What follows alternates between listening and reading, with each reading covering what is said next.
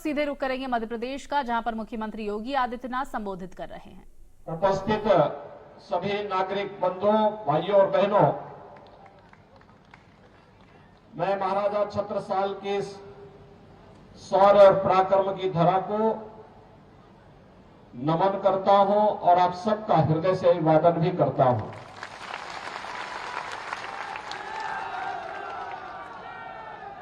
भाइयों बहनों, ये पूरा क्षेत्र उत्तर प्रदेश के बुंदेलखंड क्षेत्र से जुड़ा हुआ है। सारी नातेदारी, रिश्तेदारी और लोगों के आवागमन के लिए, अपने रोज के कार्यों के लिए, कोई शिक्षा के लिए, कोई स्वास्थ्य के लिए, कोई रोजगार के लिए, कोई खेती बाड़ी के बहाने इधर से उधर जाता रहता है। और इसीलिए क्षेत्र हम लोगों से दूर नहीं है।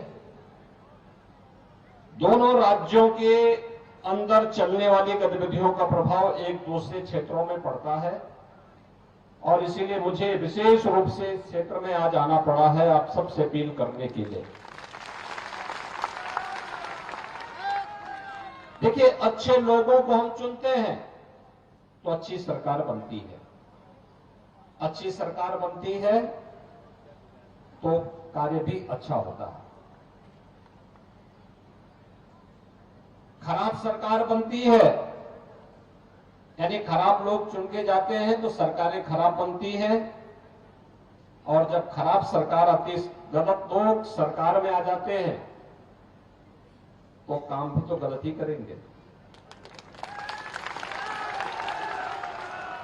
क्योंकि स्वभाव जल्दी बदलता नहीं है। आप किसी पुष्प को हाथ में लेंगे तो उसकी सुगंध और उसकी कोमलता आपके हाथ को आनंद देगी, लेकिन भाइयों बहनों, अगर किसी बिच्छू को अपने हाथ में बिठाएंगे तो काटेगा ही काटेगा।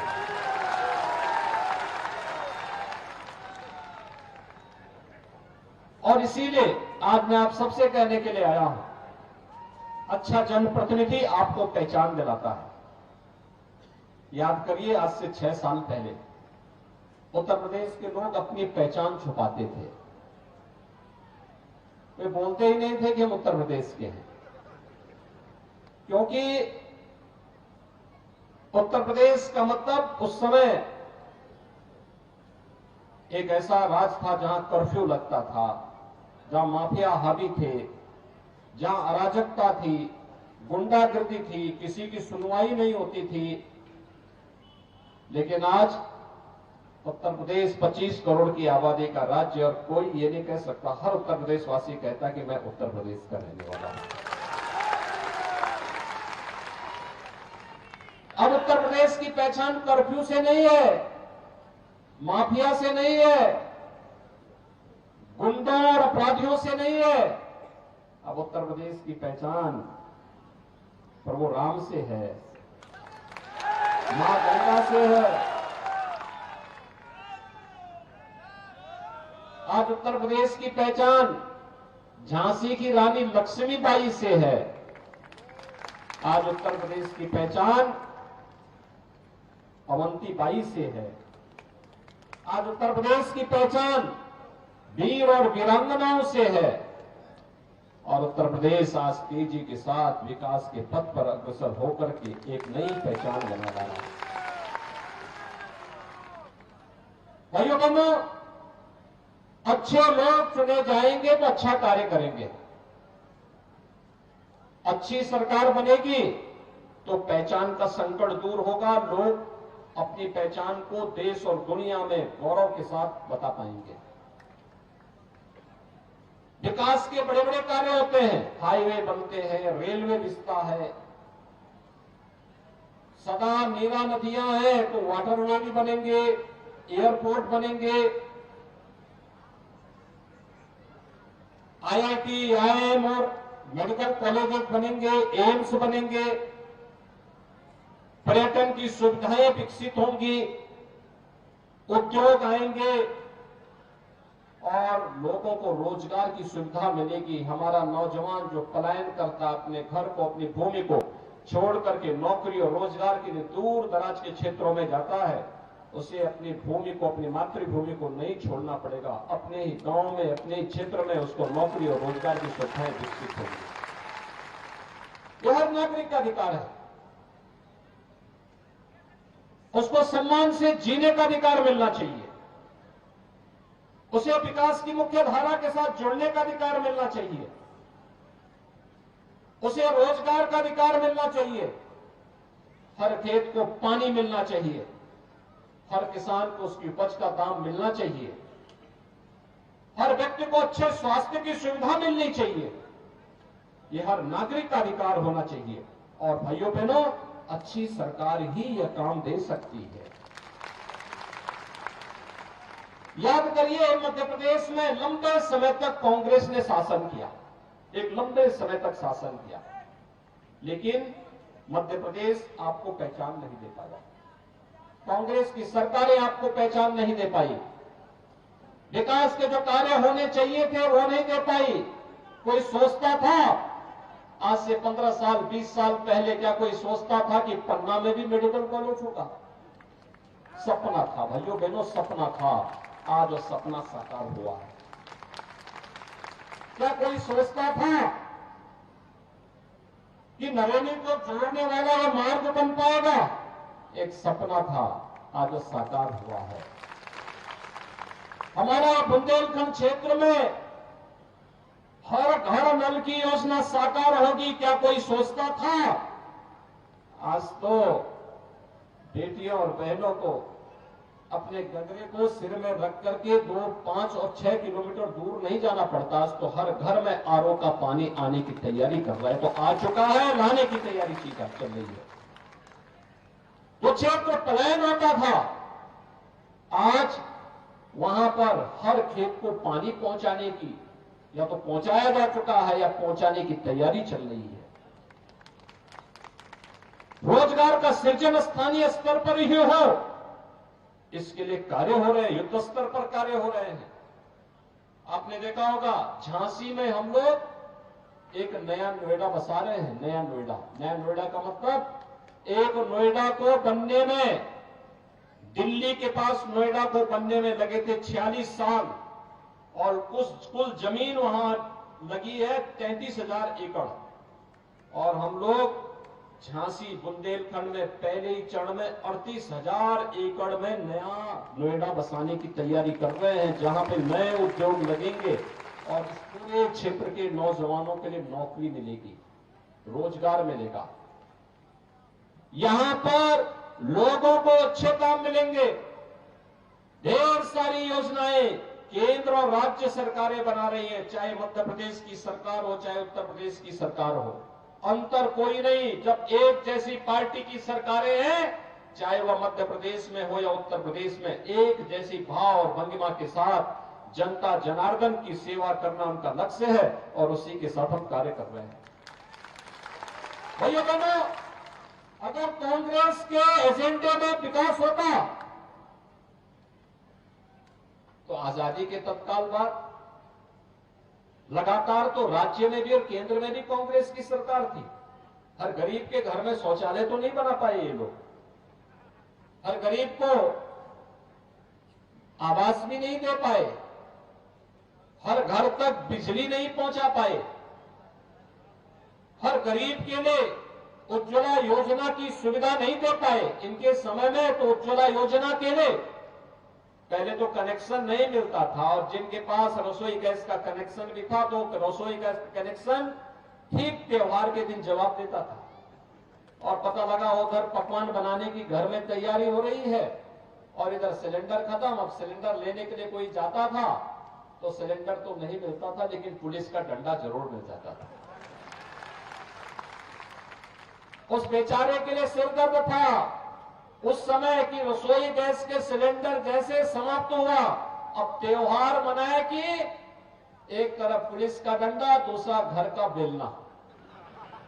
भाई अगर एक से बचेंगे तो दूसरा मारेगा, दूसरे से बचेंगे तो पहले की डंडे से बच नहीं पाएंगे। और भाइयों बहनों, आज तो रसोई गैस जितना चाहिए मिल रहा है, और उसमें भी गरीबों के लिए तो प्रधानमंत्री मोदी जी ने 300 रुपए की सब्सिडी कर दी। खूब उपयोग करिए, कोई समस्या नहीं, आंखें भी ठीक रहेंगी और ईंधन की भी समस्या नहीं। यानी कार्य करने की इच्छा शक्ति होनी चाहिए।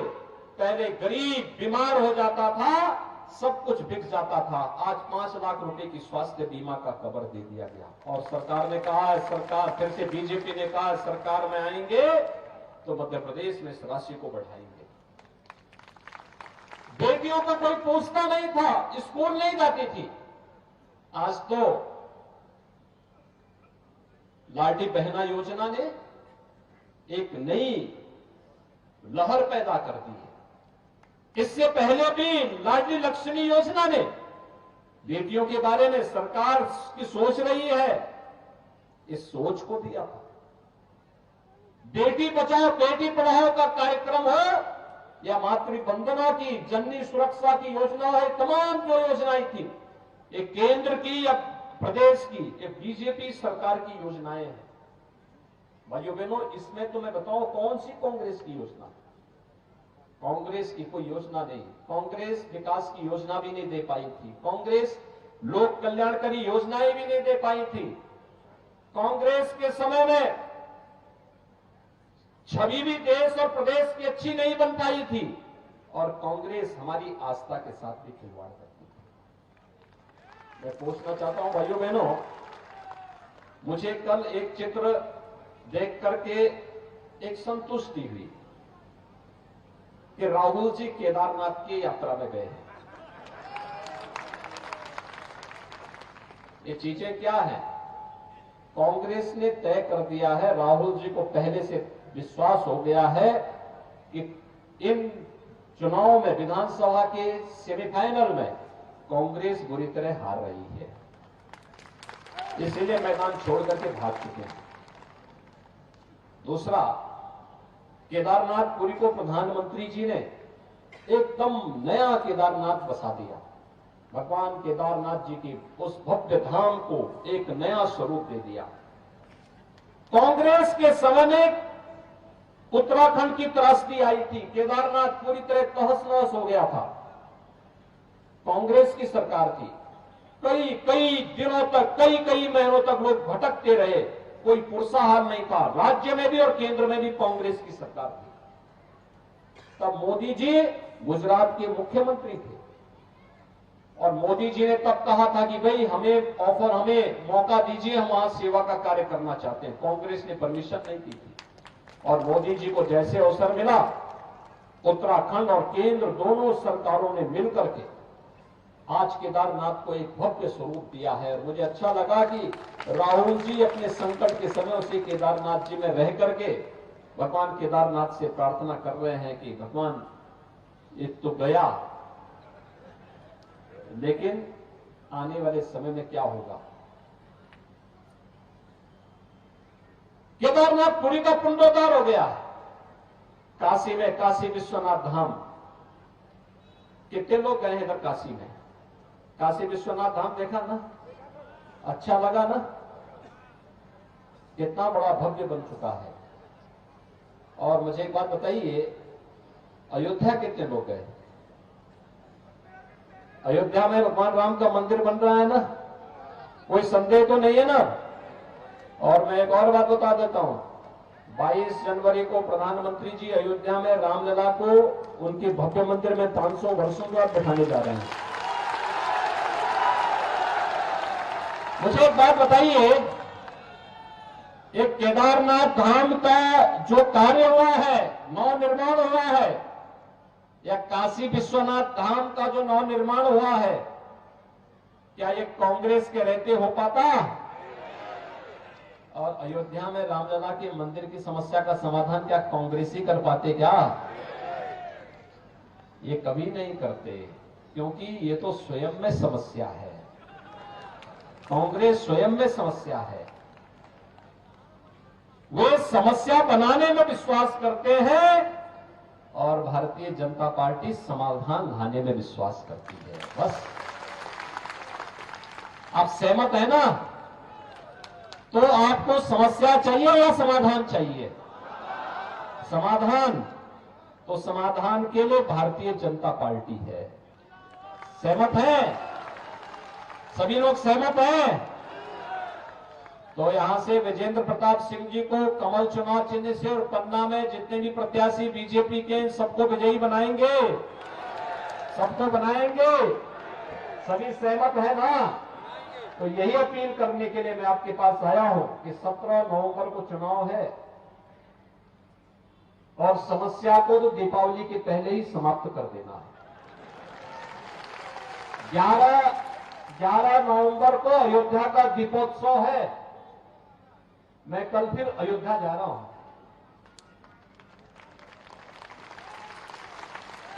और तैयारी देख रहे। 11 नवंबर को अयोध्या का दीपोत्सव और 12 को दीपावली का आयोजन पूरे देश के अंदर होगा।